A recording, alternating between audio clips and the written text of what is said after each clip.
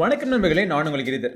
Samsung Galaxy M51 ஒரு வித்தியாசமான mobile phone சாம்சங்லேருந்து. இந்த மொபைல் ஃபோனை பற்றி கேள்விப்பட்ட உடனே இந்த மொபைல் ஃபோனை எப்படியாச்சும் நம்ம டெஸ்ட் பண்ணிடணும் அப்படின்னு காத்துட்டு இருந்தேன். சாம்சங் நமக்கு பொதுவாக ரிவ்யூ யூனிட் அனுப்புறது கிடையாது. பட் இருந்தாலும் இந்த சாம்சங் M51 எப்படியாச்சும் நம்ம ரிவ்யூ பண்ணணுங்கிறதுக்காக காசு போட்டே வாங்கியாச்சு. மொபைலோடைய விலை 25,000 ரூபாய் இருந்தாலும் ஐசிஐசிஐ பேங்க் ஆஃபர்லாம் போக ஒரு 2,000 ரூபாய் எனக்கு ஆஃப் கிடச்சிது. இதுக்கு முன்னாடி வந்த சாம்சங்னுடைய M சீரீஸ்னுடைய பாக்ஸ் பேக்கேஜிங் எப்படி இருக்கோ அதே மாதிரி தான் இந்த பாக்ஸும் இருந்தது. பாக்ஸை திறந்தோடனே உள்ளுக்குள்ள இந்த மொபைல், சில user manual, SIM card pen, charging பண்ணுறதுக்கு 25 வாட் சார்ஜர், அப்புறம் USB-C to USB-C கேபிள், அவ்வளோதான். ஒரு பேக் கேஸு கூட கொடுக்காம விட்டாங்க பாக்ஸுக்குள்ள. சரி, மொபைல் எப்படி இருக்குது அப்படிங்கிறத பார்ப்போம். இந்த M51 நீங்கள் பார்த்தீங்க அப்படின்னா இதுக்கு முன்னாடி வந்து M31, M31s இதெல்லாம் எப்படி டிசைன் இருந்துச்சோ அதே டிசைன் தான் இதுவும் இருக்குது. பார்க்குறதுக்கு நல்லா இருக்குது. ரொம்ப ஃப்ளாட்டான மொபைல் ஃபோன், சைட்ஸ்லாம் கர்வ்டாக இருக்கிறதுனால கையில் பிடிக்கிறது கம்ஃபர்டபுளாக இருக்குது. பட் இருந்தாலும் ஒரு சின்ன விஷயம் என்னென்னா, இது வந்து பிளாஸ்டிக்கால் பான ஒரு மொபைல் ஃபோன். ஸோ ரொம்ப ஈஸியாக ஸ்க்ராட்ச் ஆகுது.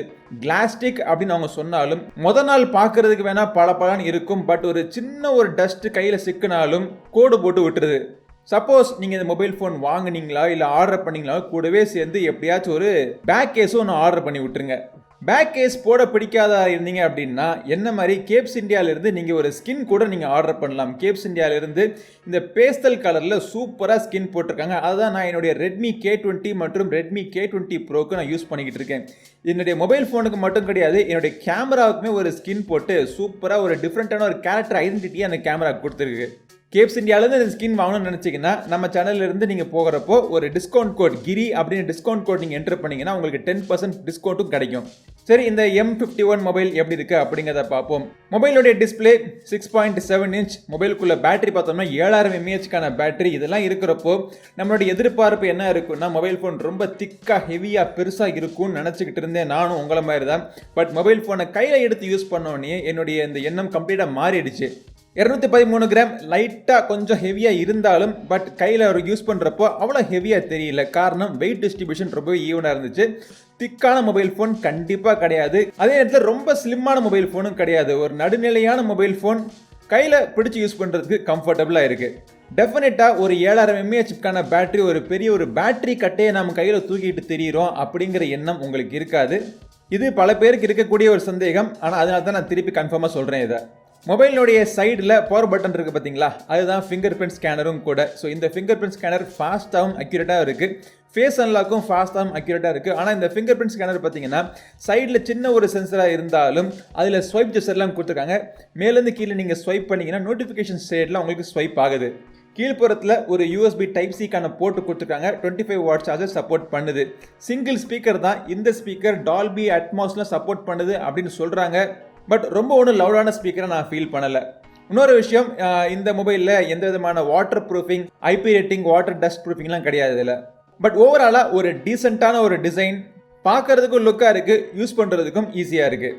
டிஸ்பிளேக்கு வருவோம். சாம்சங்கை பொறுத்த மட்டும் அவங்களுடைய மொபைல் ஃபோனில் இருக்கிற டிஸ்பிளே பற்றி நம்ம அவ்வளோவா விமர்சனம் பண்ண தேவை கிடையாது. ரொம்ப அருமையாக இருக்கும் எல்லா டிஸ்பிளேயும்.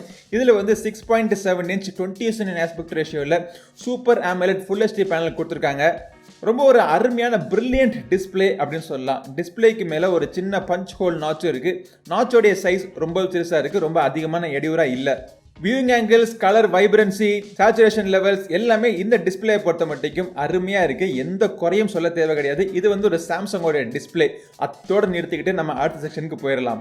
பர்ஃபார்மன்ஸ் யூஷுவலாக சாம்சங்கோடைய மொபைல் ஃபோன் எல்லாமே எல்லா ப்ரைஸ் ரேஞ்சிலையும் 10,000 ரூபாயில் இருந்து 1 லட்சம் 1.5 லட்சம் ரேஞ்சு வரைக்கும் அவங்க யூஸ் பண்ணுறது எக்ஸைனோஸ் ப்ராசஸர். குறிப்பாக இந்தியாவில் சாம்சங் M51 அனௌன்ஸ் பண்ணோடனே இதுவும் என்ன ஒரு எக்ஸைனோஸ் ப்ராசஸராக இருக்க போகுதுன்னு நினச்சிக்கிட்டு இருந்தேன். ஆனால் ஆச்சரியப்படுற மாதிரியா இந்த மொபைல் ஃபோனில் அவங்க Snapdragon 730G யூஸ் பண்ணியிருக்காங்க. ரொம்ப ஒரு நல்ல ஒரு பவர்ஃபுல்லான ப்ராசஸர். நல்ல வேலை இதில் எக்ஸைனோஸ் 9611 கொடுக்கல. நல்ல ஒரு ரிசோர்ஸ் சேவிங் ப்ராசஸர் மட்டும் கிடையாது, ரொம்ப பவர்ஃபுல்லான ப்ராசஸரும் கூட. இந்த மொபைல் ஃபோனில் நல்ல கேம்ஸ் எல்லாம் விளையாண்டதுக்கு அப்புறமா எதுக்காக இன்னும் அந்த 8 சீரீஸ் இருக்குது அப்படின்னு ஒரு கேள்வி எனக்கு தெரிஞ்சு. ஏன்னா எனக்கு ஒரு முழு நிறைவான ஒரு பர்ஃபார்மன்ஸ் இந்த மொபைல் ஃபோனில் எனக்கு கிடைச்சிது.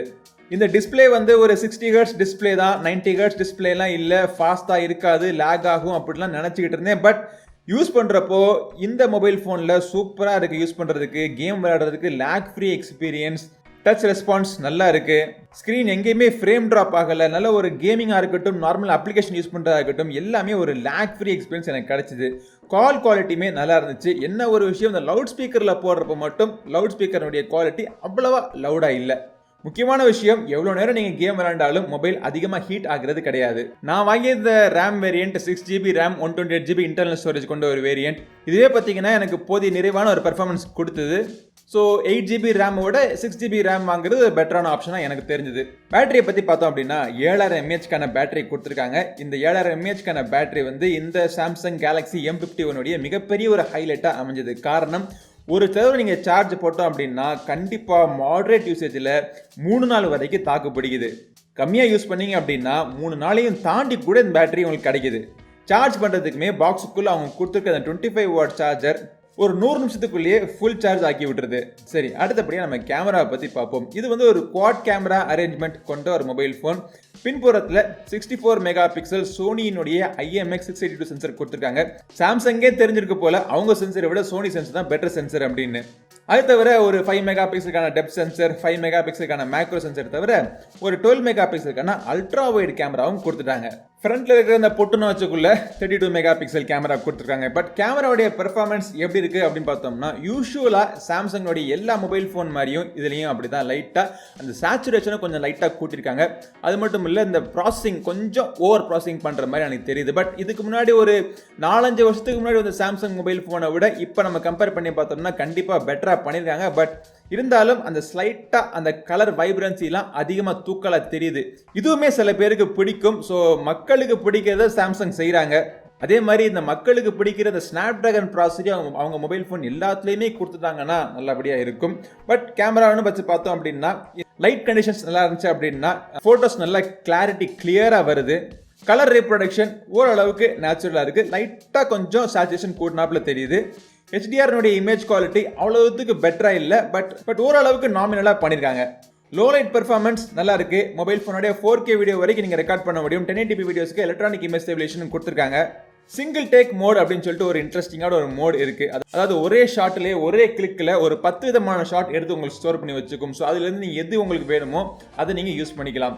ஸோ இது மாதிரி ஒரு சில கிரியேட்டிவான மோட்ஸ் அந்த கேமரா யூஐயில் இருக்குது. பட் ஓவராலாக இந்த கேமராவை யூஸ் பண்ணுறதுக்கு ஃப்ரண்ட் கேமராவாக இருக்கட்டும், பேக் கேமராவாக இருக்கட்டும், இரண்டுமே எனக்கு திருப்திகரமாக இருந்தது. யூஐயை பற்றி பார்த்தோம்னா சாம்சங்னுடைய எல்லா மொபைல் ஃபோன் மாதிரியும் இதுலேயும் ஒன் யூஐ அப்படிங்கிற அவங்களுடைய யூஐ யூஸ் பண்ணியிருக்காங்க. One UI 2.1 version. இது வந்து ஆண்ட்ராய்டு 10க்கு மேலே பண்ணப்பட்ட ஒரு ஸ்கின்.